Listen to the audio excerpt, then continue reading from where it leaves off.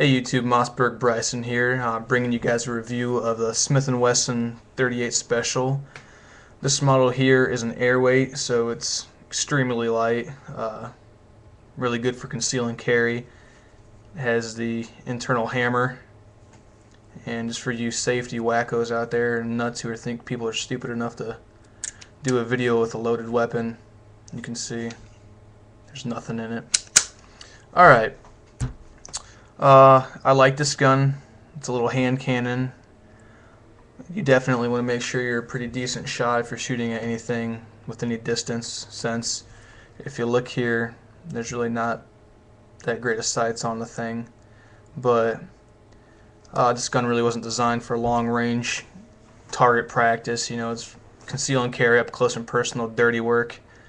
It kind of gives you the feeling of a mob gun, real close and dirty.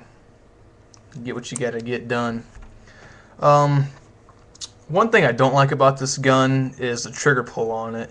This is a double action revolver, so it does have a little bit heavier of a trigger pull. One thing I have noticed though is what part of the finger you put the trigger on makes a difference. If you're up here towards the top of your finger more, it makes it a lot easier than down on the bottom of your finger when you're trying to squeeze it.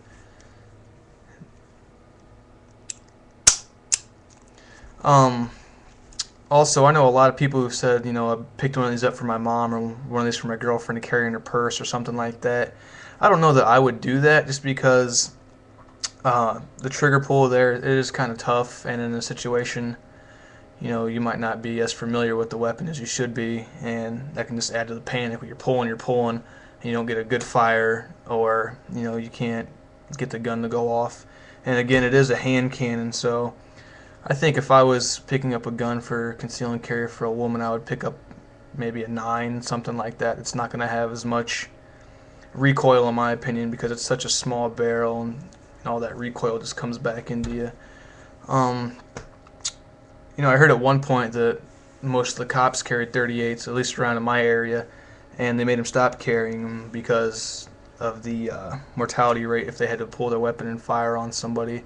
And they made them downgrade. But overall, I think the Smith & Wesson's a really good gun. I know I've enjoyed shooting it.